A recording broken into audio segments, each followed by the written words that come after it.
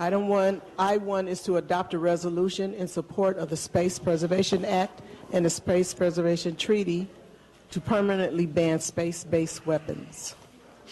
And we have 15 speakers for this item.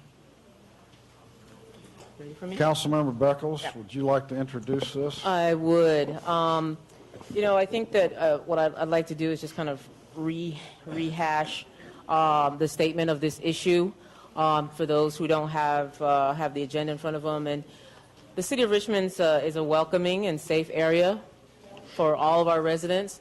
We have been led the way in so many initiatives that protect and provide the rights for all of our residents to feel safe. And so it's imperative that Richmond adopt this resolution in an effort to stand in solidarity with residents who claim to be under assault from space-based weapons. That should be outlawed by the Space Preservation Act. Now, the thing about this is that, you know, we're not trying something new here. This is in support of what's already there on the federal level. So we're saying as a council, we support this treaty that's already in effect, and we also support our residents who are feeling attacked by certain kinds of weapons. And so the purpose of this resolution is to show support for residents that identify themselves as targeted individuals by supporting the Space Preservation Act that's been passed by Congress and Space Preservation Treaty to permanently ban space-based weapons. Now, many targeted individuals believe they've been personally attacked with weaponry that should be outlawed by the Space Preservation Act. Some years ago, one of the residents who's going to talk now, I met with her, I've met with many of them to talk about this issue. I've also spoken with our police department. The representative from the department was Captain Gagan to figure out how law enforcement can support these individuals. First of all, by at least listening and not assuming, and actually just taking reports of incidences that are reported. And the police department was open to that and is open to that and are willing to work with our residents and helping them to feel safe, because it's important that we all feel safe living in our city. So in our city, we put forth our best effort to listen and respect the voices and wisdom and experiences of our residents.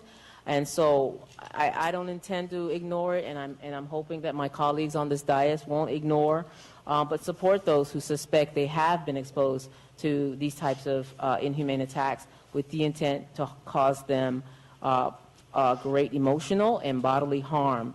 And I'm encouraged by these residents, these citizens of Richmond who've stood up to protect other residents here. And I'd like to encourage other officials at the local, the state, and national level to explore methods to expand support to all residents. And as many as you can see, those of us with an agenda in front of us and those who don't have an agenda in front of you who may be watching or the live cast on the web, is that there is no financial impact to this. This is not going to cost us anything, and it's not going to hurt anyone to pass it, but it certainly would continue to cause emotional distress to those who are being targeted if we don't pass this, and I urge you to support all of our residents in the city. Do we have questions from council members? Okay, Vice Mayor. Just real quickly, you mentioned that this was passed by Congress. Yeah. Can you tell me when that happened? Because I'm trying to look it up now. I thought that this was just introduced in 2001. Never was. What was actually? Ms. Anderson can probably answer that question. When was it passed at the federal level, Ms. Anderson? 9/10/2002. Okay. It's the Space Preservation Act, and What was Congress, that? former Congressman Dennis Kucinich had introduced this bill. We're was that sort of getting out of our process here. I think. Why don't you? Do you have other questions? Oh, well, no, I'm looking at the sheet that you're looking at. It looks like that's when the Berkeley City Council passed the resolution, not when Congress passed the law. I'm looking online at the House website, and I know that I understand there's been multiple versions of this bill, so I don't know if it's been passed or not. But from what it looks like here, it doesn't look like that version was passed by Congress, so I don't know if it was. But I understand the Berkeley City Council passed it on 9/10 of 2002. Yes. Other questions from the council? So I had a couple of questions. I'm looking at the resolution, and it talks about the Space Preservation Act. Can you tell me exactly what act that was? Or it was never, there's never been a Space Preservation Act passed, right? You're correct. Okay. It wasn't passed. It was brought forward by the representative, the congressman at the time, because there were some, you know how it goes in Washington, just a lot of power play. So it never got, but it did get passed in 2002 in Berkeley. So we're making ours similar to the one that was passed in Berkeley. Well, it doesn't say anything about Berkeley on here. All it says is the Space Preservation Act. So Right. are you talking about the resolution Berkeley passed, or are you talking about one of the two resolutions that Representative Kucinich introduced in 2001 and 2? Well, because that one didn't pass, we're just making reference that that it was brought forward by Dennis Kucinich, and of course, politics being the way they are, it did not pass. So this is I'm making reference to and using the Berkeley model as an example for ours. Which one of the Kucinich resolutions did the Berkeley model refer to? H.R. 3616, House Resolution 3616. I didn't hear you. What? House Resolution 3616. 3615. 16, 16. 3616. Okay. Now, from the research I did on this, that resolution was substantially different than H.R. 2977. Yes, sir. And significantly, it omitted any reference to chemtrails, particle beams, electromagnetic radiation, plasmas, extremely low frequency or ultra-high frequency energy radiation, and mind control technology. So the question I have is, it seemed to me that it was your intent to include all these in it, right? So if you go with H.R. 3616 and we approve this, it will not include any of those things I named. Is that your intent? That was not my intent. My intent, and in working with staff, of course, they help put this together, because we know that we get help with our staff. The intention was to include all of the things that people are feeling. That people are feeling the pressures of and feeling the attacks of. And so I think that, I don't know how much of this of that issue that Berkeley has in theirs, but I think that to include this and this is the resolution that's saying that we support this treaty, this act, then I'd like to have it in there, because again, to me it's important that we defend, that we support, and that we protect our residents. And so if these are the things that residents are saying they're feeling, Yes. then it Well, should be all in there. And if Berkeley it's not- did, I'm looking at the Berkeley resolution, and it just says, it is the will of the council in the city of Berkeley that the U.S. Senate and House of Representatives enact and the U.S. President sign and enforce the Space Preservation Act. But I'm confused because there were actually two Space Preservation Acts introduced, and I think if we're going to do this right, we need to define which one we're going to support, because they're different. No, you're absolutely right, and I want the best one to move forward as well, and I'm sure that the residents want the best one. And so, Which is to the me, best- which is the best best one? one would include all of H.R. 2977. Yeah, which is the one. So yeah, that hold would on. be H.R. 2977. Yes. Okay. Which is the one that includes, right. Everything. Everything. Okay, so with that in mind, I don't have any other council Good question. people. I'll do two. Councilmember, yeah, I got a bunch. Vice, okay, Councilmember Martinez and Councilmember McLaughlin. Yes, I wanted to change the language to say that we endorse the intent of the act, since the act is not actually in place. The intent of which act? The intent of the second act. The second? Yes. The second one is HR 3616. No, 2977. Right, the intent, may I ask the question, Mr. Chair? You're talking about the intent of 2977, which includes all that, right? Which includes the chemtrails. Is that right, Mr. Mayor? That's my reading of Is it. that what you're saying, Councilmember Martinez? Of the revision of, right. Right. Okay, Councilmember McLaughlin. Actually, I did some research on this, too. Apparently, Representative Kucinich didn't read fully the first resolution that was brought forward in his name. He brought it forward based on some recommendations, and then when he realized that it was drawn out to the level that it was, he pulled it. And he brought forward the second one, which is 3616, which I think is more general. Many of us remember, just to share some input going back, many of us remember in the 80s, Ronald Reagan put forward the Strategic Defense Initiative, which was later dubbed Star Wars. You know, Yes, ma'am. that's where this all came from. Basically, it was to put weapons technology in space as a global shield, as a supposed defense against China and the Soviet Union.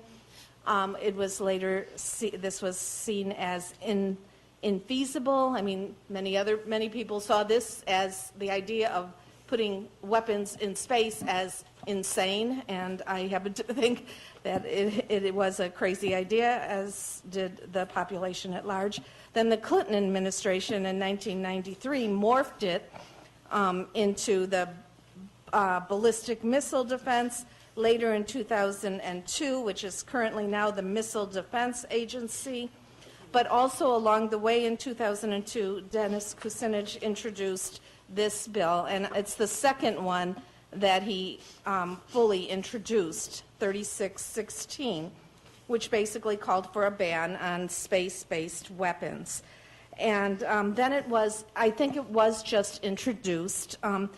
A co-sponsor was Representative Barbara Lee, and at a certain point, this Space Preservation Act that was just introduced was brought to the UN, and a Space Preservation Treaty was linked with it, and actually the UN had previously established, I guess, the basis for this treaty by saying that they wanted a permanent ban on space-based weapons that passed in the United Nations by 156-0. Then Berkeley supported the 2002 Space Preservation Act and I believe also the Space Preservation Treaty. So that's what Councilmember Beckles is referring to in terms of the resolution that she's brought forward. I don't see how anyone cannot support not having weapons in space when it's clearly been supported by the UN and also been supported, been clearly stated by many experts that it's infeasible, this original Ronald Reagan plan to dubbed as Star Wars. I think the resolution is fine as it is. It basically says, you know, the residents, the well-being of our residents is of importance to us, and it also, you know, it doesn't, you know, state pro or con in terms of what individuals are saying, but it just refers to the fact that our residents deserve, you know, to be protected, and in general, it states that space-based weapons is something that the city of Richmond does not support. Okay, so would you call the public speakers? Speakers are Amy Lee Anderson, Jesse Beltran, Dr. John Hall, Dr. Edward Spencer, Ben Colendenson, Lisa Becker, and Derek Robinson. Amy Lee Anderson. Yes, So could you come to the Okay, yes, podium sir. over here to speak, please? Your name?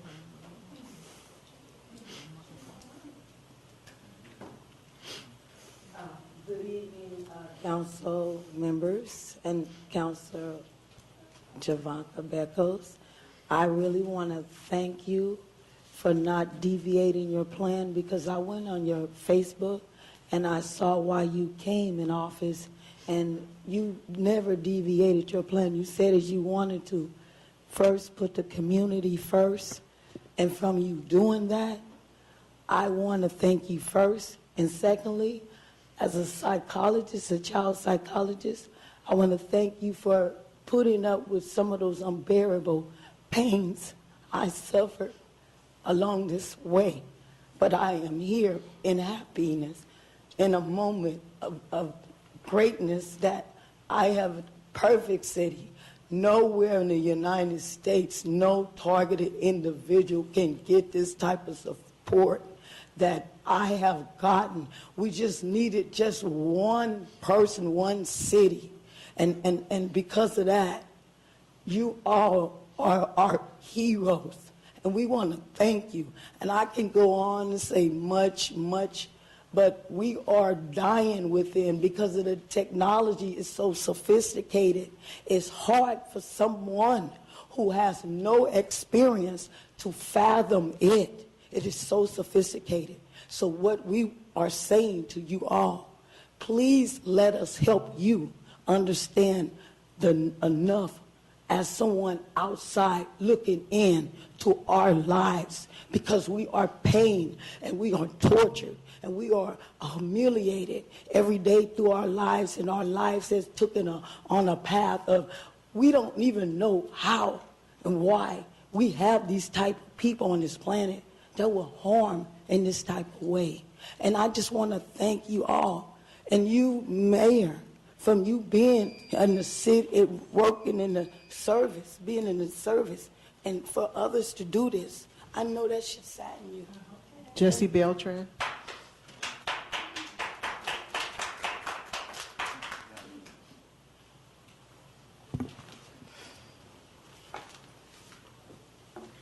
Greetings, Mayor, Vice Mayor, and City Council members. My name is Jesse Beltran. I'm the president of the International Center Against the Abuse of Covert Technologies. Our organization was formed in 2010 in Sacramento, California, for the purpose to bring awareness to the general public and legal systems around the world about serious human rights abuses with regards to the utilization of remote influencing technologies.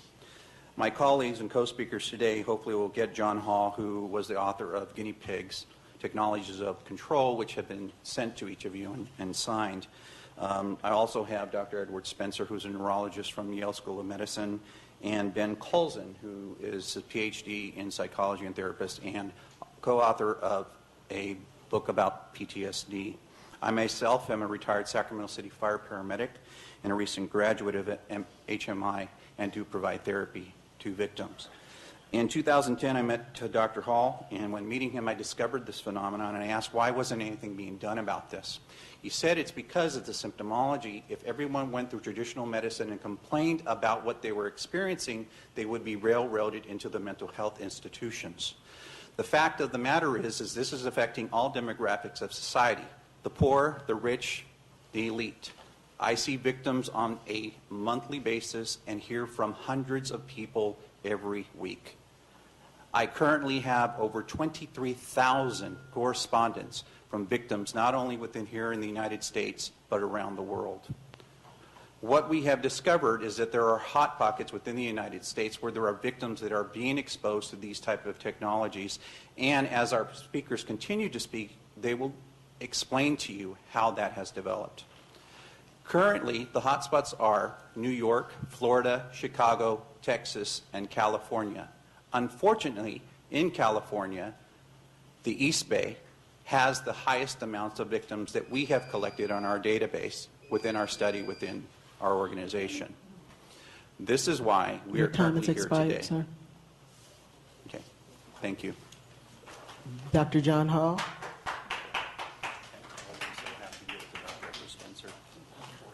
Dr. John Hall. Electronically not here, right? Yeah, Dr. Hall is unable to be reached right now, so we're going to have Dr. Edward Spencer here. Okay. Mr. Mayor, City Did Council, Dr. thank you. Edwards sign up to speak? Okay. Thank you for attacking this very difficult problem. And there are a lot of people around the world, especially in Europe, where I attended a council just recently in November, who thank you. I'm a retired neurologist.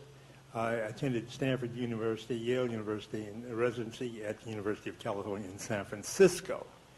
I've studied this sort of problem for a period of time, and it's been a mystery to me why medicine in general does not approach this and study the multitude of documents that are out there. But this is the case. And I won't answer this for you because this is an ongoing study, ongoing problem.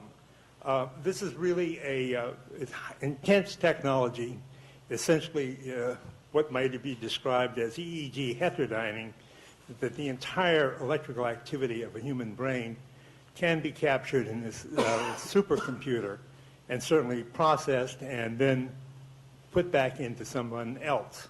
It's science fiction, but it's not, unfortunately, it's not science fiction. So naturally, this is difficult. So this is, the technology is incredible, but basically this is a moral problem, an ethical problem. This is a violation of the golden rule, any ethics or anything that's decent. And this is a major thing to consider. It's also a violation of our constitutional rights. So that's an important thing to keep in mind. And to bring it back down to Richmond, I know there are a lot of targeted individuals here, and the police encounter them and attempt to understand this and help them. The medical community is hobbled by not having a differential diagnosis. In many of the psychiatric disorders, they should say, rule out psychotronic illness or disorders, but they don't. So they can't face it at all. Thank you. Ben Collinson.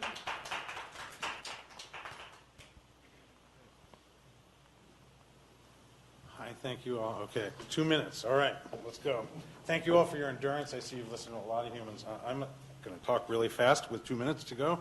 I'm a psychologist. I have evaluated many targeted individuals who have previously been diagnosed as delusional and psychotic, and my job is to deconstruct those diagnoses because of the methods of my colleagues that can actually detect advanced nanotechnology present in their bodies, both through frequency emissions and lymphatic, basically like when you fire a bullet, there's a trajectory, and the police can determine the trajectory. There are chemical tests to do that. I was just going to very quickly, since it's 2 minutes, this is this month's issue of Smithsonian Magazine, which says the future is here. Brain-to-brain communication is real. Targeted individuals report synthetic telepathy, voices in their skull, people putting thoughts in their heads, things that up until now we've been told are complete delusion and lock them up. But you know what? The capabilities exist. This is the National Nanotech Initiative, the last 15 years budgets of $1.5 billion just by the federal government in non-black budgets. We don't know what they spend on the black budgets.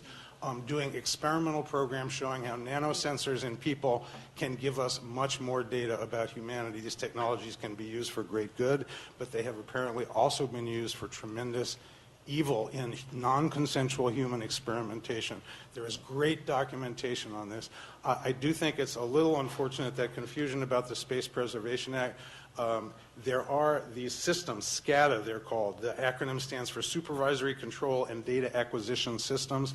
They include a component of satellite communication from a central command post, as well as components inside the human beings who are targeted individuals. So although there is a component of these weapon systems, and they are clearly weapon systems by the major nations on Earth, there's an arms race on for the mind at this time, control of the human mind.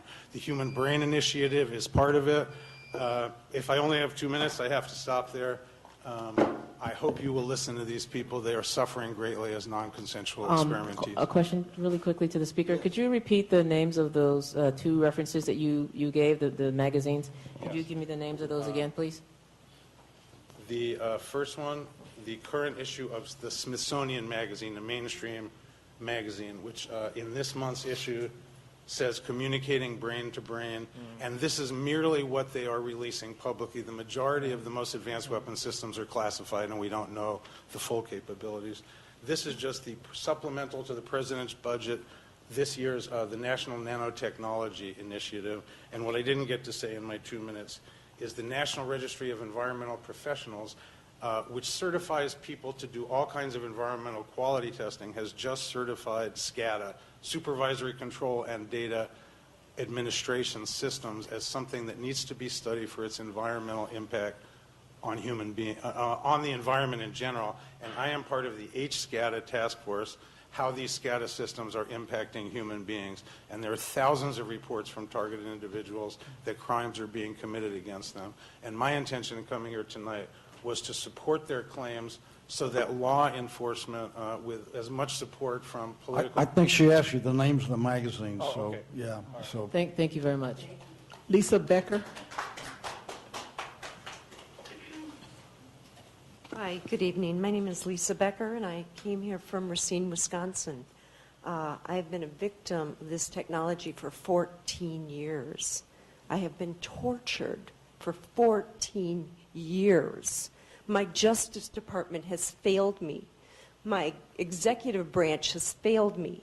My senators have failed me. My congressmen have failed me. You are the only people in this country that have the courage to even put this on the agenda. That's why I flew all this way, to thank you and to address you. This is torture, and it is enslavement. And any one of these people can tell you the same thing. We have suffered desperately, and I'm sorry if I'm emotional, but I'm very tired. But if you won't save us, save yourselves, because I promise you, this will come back to every one of you. Every one of us in this country are going to be tapped into these computer systems, and you are going to see what this feels like. Do something now while you still can. Thank you. Our next Could I speaker. ask a question? Could you be more specific in terms of how you feel that you've been injustice? You mean as far as the Justice Department feeling me? Well, in terms of your being a victim. You mean what I'm feeling? Yeah, explain a little bit to me how Sure. you perceive Sure. yourself Well, as being. I have actual photographs of burns on my body. When I went to my doctor, the response was, how do I know you didn't do that to yourself? How do you even address that? I've passed 2 psychological evaluations, not 1, but 2. The one physician said, you're mentally sound as a bell. He said, I don't have any idea what's going on with you. When I go to sleep, when I go to try to sleep, I feel like I'm being lit up like a Christmas tree. I feel every cell in my body just bouncing out of my body. I can't even describe it. I get electric shock up my rectum. I get electric shock up my nose. I've woken up with burns on the end of my tongue. I've had burns on the palms of both of my hands. I vibrate. I vibrate. I can barely hold a piece of paper without quivering.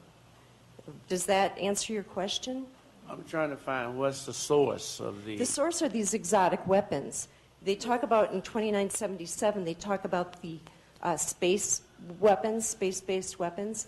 Basically, in that document, it talks about exotic weapons, and that's what we're talking about. And the fact of the matter is, they did complete that global surveillance network. My cousin worked for the Defense Department. She worked on the global mapping of that system. And when I told her what I was going through, all she could say was, you're on your own. Well, I've figured that out. I figured that out. If you would please, I urge you to pass this. I realize you can't enforce it, but if you would pass it, it might give other communities the courage to do the same thing and show our Defense Department we are not the enemy. We are not to be attacked. We are not terrorists. Most of us are defenseless women. Okay, thank you. Thank you. Our next speaker is Derek Robinson, followed by LaQuisha Baker, Dolores Hall, Kim, Alex, Elizabeth Adams, Robert Swiggin. Please come forward. Derek Robinson.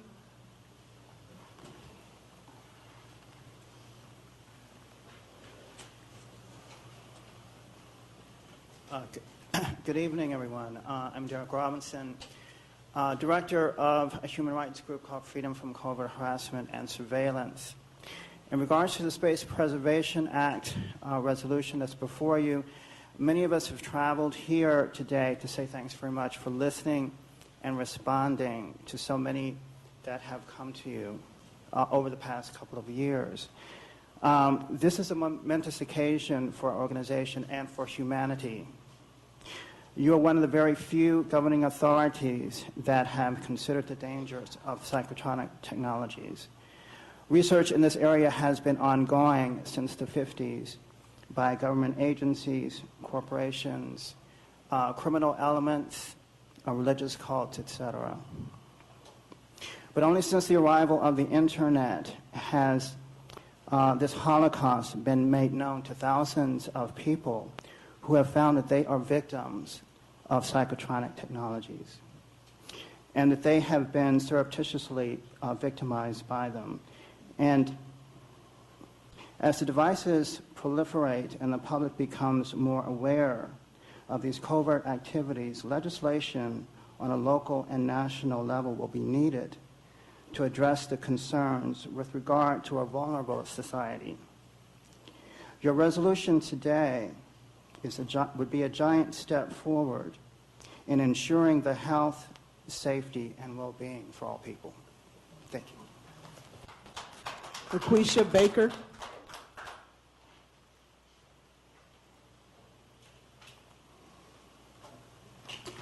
Hello to all the legislators in City Hall, Javanka, my girl Amy over there. I've been a Richmond resident 40 plus years.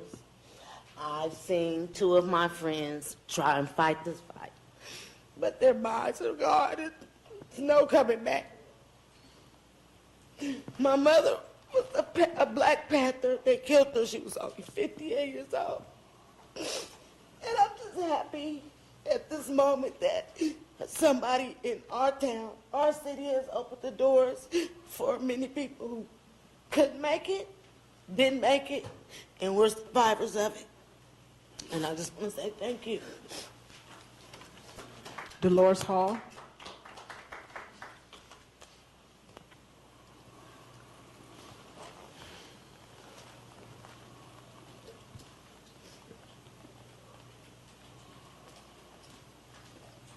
I did not know you were going to call me to speak, but I will share. I head up the Los Angeles Freedom from Covert Harassment group. This is a support group. And I have about 300 people that is in that group. I get over 400 emails on a weekly basis of people asking me to help them and begging me, please help, no one will listen to me. I'm 65 years old, and as I walk here up to this podium, I'm in so much pain. I have burns all over my body.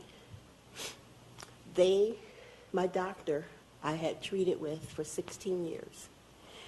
My legs swelled up from the electromagnetic frequencies hitting me on my legs. He told me to go to the hospital. And when I went to hospital, they were supposed to put an IV in me. They sent me to the mental ward because they said I did this to myself. Oh, it never hurt me. I have been a victim since 2007. You can't see this horrific electric hitting you. Electric is invisible. You take a remote control to turn your TV. You can't see it. Turn your television. It hurts so bad. I want to thank you for opening your minds and your time today. I am a retired legal investigator. I have asked all my friends, I had very prominent friends, to help me. They can't do anything about this. It is way, way over our heads. It's like they say it's the shadow government. It is people that cannot be touched. Please help us. Kim, our next speaker.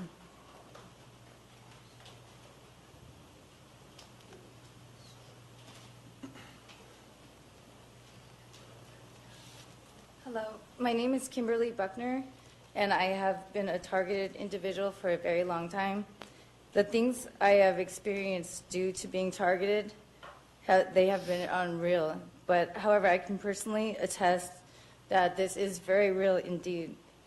My life has been destroyed in every possible way, and every day has been a struggle for me. I'm very grateful to be before you today due to Amy Anderson's due diligence and to everyone else involved. I thank you, council members, for giving us targeted individuals a chance to speak and to be heard. And I pray that these atrocities will soon be brought to an end. But we need your help. Thank you. Alex.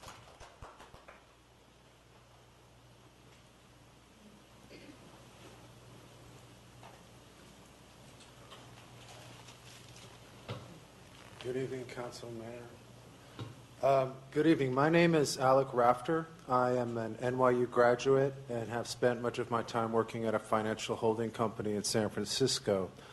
I have been a targeted individual for 8 years, 6 months. I'm from Lafayette, California, which is in this county.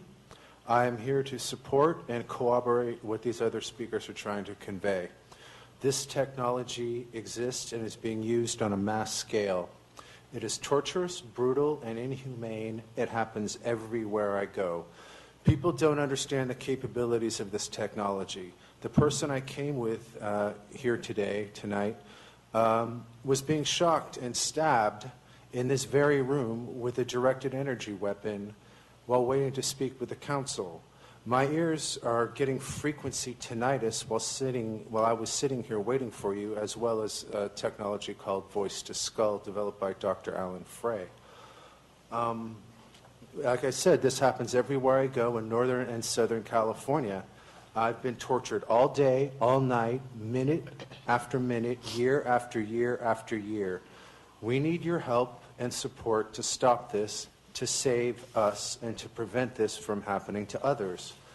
Please support banning these so-called space-based weapons. Thank you very much. Robert Swagan.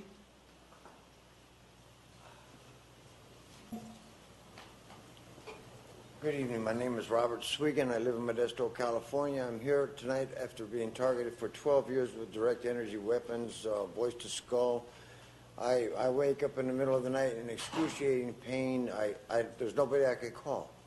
There's nobody to help me. You know, I have sometimes suicidal idealization because there's nobody to help. You know, I've been diagnosed schizophrenic and delusional at 53 and 57 years old. You know, I'm a graduate of junior college with a degree in counseling and human service. I commend you people for what you're doing here, and I'm here to support my friends, and I know that this has been very difficult for me and my family. You know, my family. I have 4 children, and one is in prison right now. I suspect he was hit for about 45 minutes, and others will not even talk to me. My family's been fragmented, and I don't tell anybody what's happened to me anymore. It's a dark secret with me. You know, I cannot explain to people what's happening. The police in Modesto are at least talking to me now. They're not taking me down to the mental health facility. I thank you very much for listening to me. Marilyn Langlois.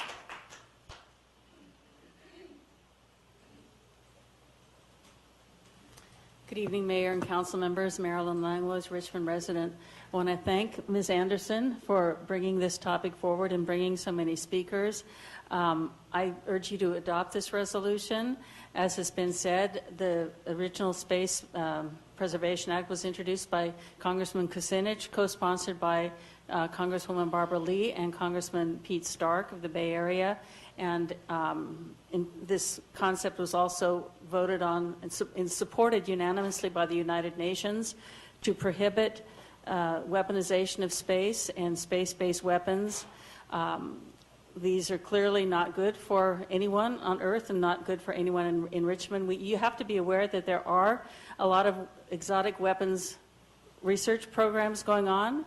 Some of them covert, some of them not covert. A former Richmond resident sent me a lot of emails last year about a public comment period for allowing U.S. military testing of directed energy weapons in the Olympic Peninsula in the state of Washington, which is of great concern. In terms of the types of weapons that are affecting these individuals, before you judge the targeted individuals, I would suggest that you listen to them, take the time to really listen deeply to their experience, try to put yourself in their shoes for a moment. If you can believe them, then please do what you can to support them. If you're not sure, then I urge you to take the precautionary principle. When in doubt, err on the side of extra protection for those who are vulnerable. So please do adopt this resolution. Thank you. Sylvia Gray White.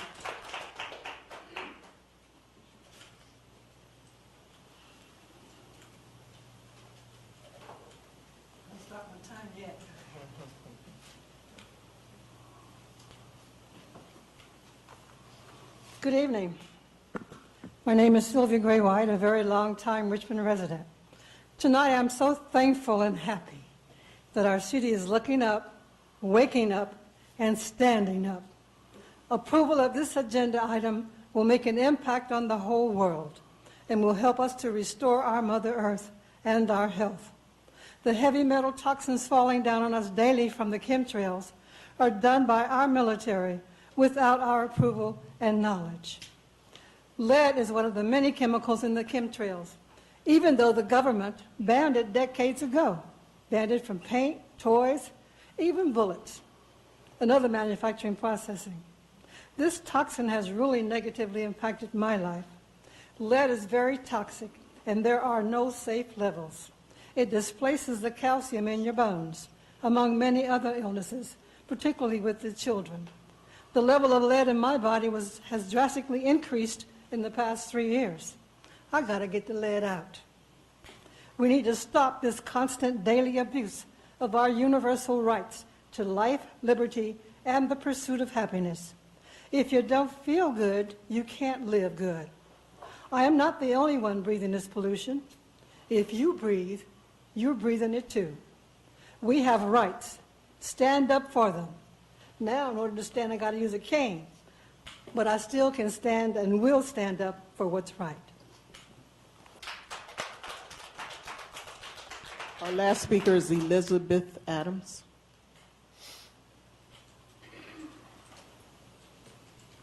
First and foremost, I'd like to pass this cell phone around. This is what electronic burns look like. This is my 6-year-old granddaughter who has been targeted since birth. So can I just walk and show this to you? Give it to the clerk. Yeah, give it to her. You can. Oh, yeah. Be careful that you can see. And this was taken less than 30 days ago when we were at Eden Hospital. That's when you hear of the victim speak of being electronically burned, that is my 6-year-old granddaughter. I am 59 years old. I have 6 grandchildren and 2 great-grandchildren. I first and foremost want to say that I thank God for every one of you. And I mean literally from the bottom of my heart. I thank him for each one of you. I thank God for the blessings that he's going to bring your way just for addressing these issues. These issues are beyond the average eye. The average eye can't even see it. So it's not even worth even talking about in that sense. I have sent each and every one of you information. Everything that I sent you is just what you need to know. But there's one more thing left. Your local fusion center.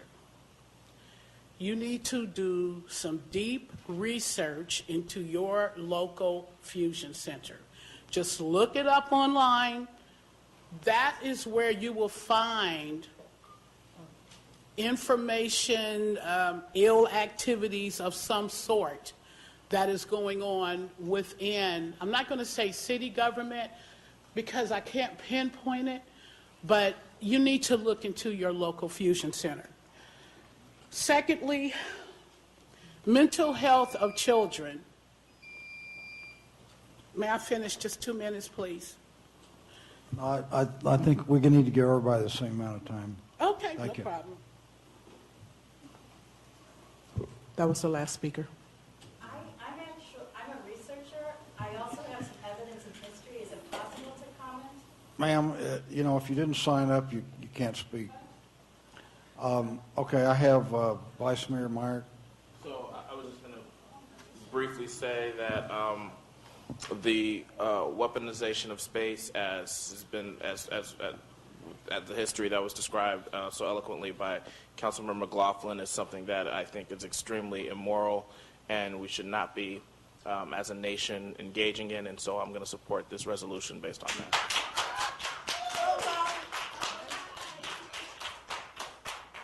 Do we have any other speakers? Okay, hearing none, we have a motion. Is there a motion on the floor? Not yet. I can Okay. make the motion, Okay. sure, that we adopt the resolution that's put before us. Okay, I'll second. Okay, we have a motion, a second. Pin Play has a question or something? Councilmember Pimplay. I mean, I just want to address for a second this whole idea about weaponization of space, and there seems to be this assumption that just because Ronald Reagan supported Star Wars, it's automatically becomes some unmitigated evil. The context in which it was considered a problem was simply because there was this perception that Star Wars or any kind of strategic defense initiative could not be made foolproof, and it could not be made foolproof because the opponent, particularly a very well-armed opponent like the Soviet Union, could launch like tens of thousands of dummy missiles at any one point, and so it would be almost impossible to intercept all of them and to distinguish the nuclear missiles from the dummy missiles. And the understanding was that it would be that there could be a problem created because based on the overestimation of the effectiveness of Star Wars, namely that America might think that it was too effective and therefore go for a first strike and knock out all the Soviet weapons, or on the other hand, the Soviets might feel it was too effective and go for a preemptive strike beforehand. And it was only in that specific Cold War context that Star Wars was considered a horrible idea. Actually, Star Wars is not a particularly bad idea. The whole idea is that you can knock out someone's weapons before they enter your airspace, in fact, long before they enter your airspace. And this, for example, was practiced more than 20 years ago in the Gulf War when the Patriot system, a modification of this was used when the Patriot system knocked out some of the Iraqi missiles that were launched at Israel. And it is not just a perfectly valid system, but it is actually a particularly useful system in the time that we have now, where there are nations which are not quite as well armed as the Soviet Union used to be in the 1980s.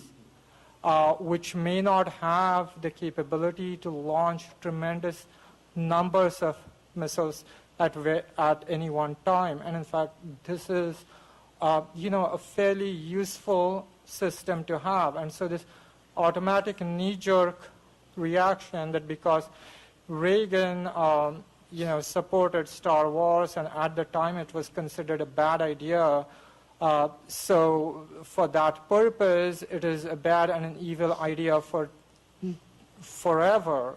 I mean, I just think this is a wrong understanding of the system, and I just want to mention that. Okay, I have the council member McLaughlin next. So the reason I was interrupting, because I don't think we should get into this, that's kind of way off base. I was just giving the history of this. But in general, I will say that there were some of us in the 80s who were talking about a nuclear freeze, like to stop the arms war rather than weapons in space. And, I think space should be for exploration and, good things to learn scientifically, not for a weapons race. Call for the question, Mr. Mayor. Wait, no, we're not having anything from the audience. Councilmember Martinez. Yes. Just last week on 60 Minutes, there was a special on a reintroduction of the arms war with people trying to develop missiles to take out communication satellites. But any kind of war effort is wrong, and we need to do whatever we can to stop all war efforts. Now, when I was in university in the 1980s, for a humanities class, I did a paper on a science fiction novel. And what I actually did was I took all of the predictions in this science fiction novel, and then I went to magazines and newspapers, and I was surprised to find that every single prediction in this science fiction novel that was written 20 years earlier had already come true, and they were happening there then in 1980. So it's easy for me to see that things which are wrong can happen because we have the wrong mindset. We have the mindset which is a war mindset, and this a proposition that was put forth by Kucinich was to change our attitudes towards one of seeking peace, and that's why I'm endorsing it. Okay, Vice Mayor. Well, I want to say that I do think this debate is it is on topic because this the debate over Star Wars is sort of part of what initiated this, and I think what I would say, and it's been said, is that any sort of, in my view, the idea that we don't have enough tools to kill each other here on Earth, and so that we need to start doing it in space, that just is simply immoral. And, it may be that some wars are unavoidable. That may be true. But whatever we can do to get our country to move away from that mindset and move away from utilizing new methods of war, we should support. So that's why I support this resolution. Okay, if there's nobody else, let's vote. Wait, Councilmember Pimplay? Yes, so the motion before us, does that include these things like chemtrails and stuff? Or no? Well, I think he's bringing up a good point because I'm really confused. I think that the resolution itself is very simple. It simply says, the City of Richmond hereby supports the Space Preservation Act and companion Space Preservation Treaty to ensure that individuals will not be targets of space-based weapons. So I see that. All the testimony I've heard tonight are about targeted individuals. And so, I mean, I'm confused. Is this about space-based weapons, or is it about targeted individuals? And if individuals are targeted, who is targeting them and why? So I just don't understand it. It's simple enough. It's saying that, I mean, and on the therefore, as you read, we are supporting the Space Preservation Act and Companion Space Preservation Treaty. The reason we're doing this is to ensure that individuals will not be targets of space-based weapons, which is what they're saying. Like, all this stuff is high technology. It's, you know, and so that's what we're adopting here. And you know, I think, you know, whether you believe it or not, one thing that was very clear, and I've met with folks a lot around this issue, and some of them I'm just hearing tonight, but even the ones that I heard tonight, like, just out of compassion, from folks are saying, help us, and us supporting this by adopting this resolution, you know, I think it sends out a message that, you know, we sympathize with you, we support you, and the very least we can do is just pass this resolution to make sure that, you know, you feel the support and love and sympathy that you Well, you look, deserve. I sympathize. It's simple. It reads right Okay, there, okay. Mayor. That's all we're trying to pass. Okay, What you see well, before you is what we're trying to pass. Don't I- complicate it. It's simple. So vote it yes or no. I sympathize with everyone who is suffering some kind of affliction. And, but on the other hand, you know, in 1967, the U.S. adopted, or the President signed the Treaty on Principles Governing the Activities of States in the Exploration and Use of Outer Space, including the moon and other celestial bodies.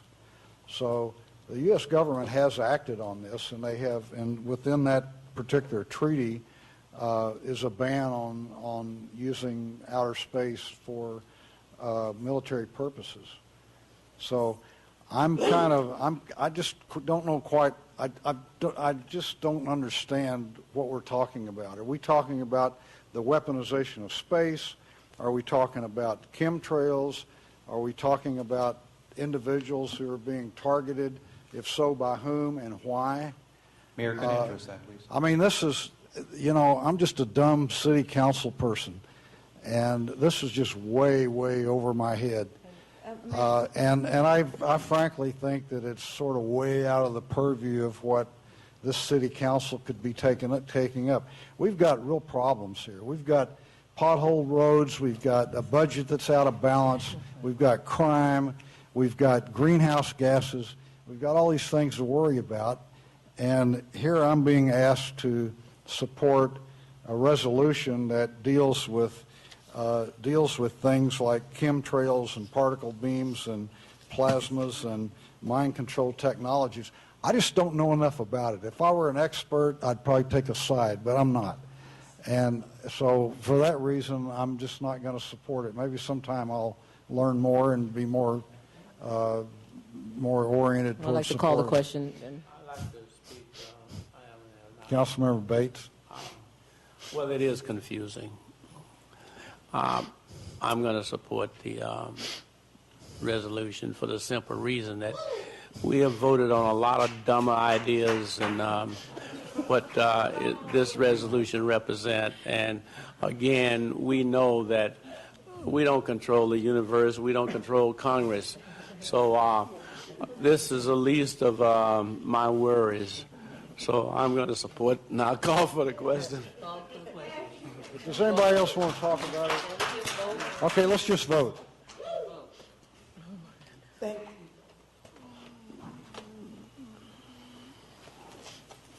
Councilmember Pimplay? No. No? No. The motion passes with Councilmember Pimplay voting no and Mayor Butt voting no.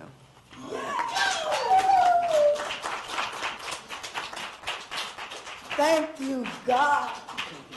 At some point, you'll catch up with space. One reason I voted for it, there wasn't one speaker in opposition to it. So Okay, let's move on to the next item. I think we have one more left. Item J1 is to direct the city manager to work with the city clerk to develop a schedule to make the agenda packet available to the public 7 days prior to the city council meeting. More stupid than this. Yeah, let them go on that. They spend here, they spent the time, give them a vote.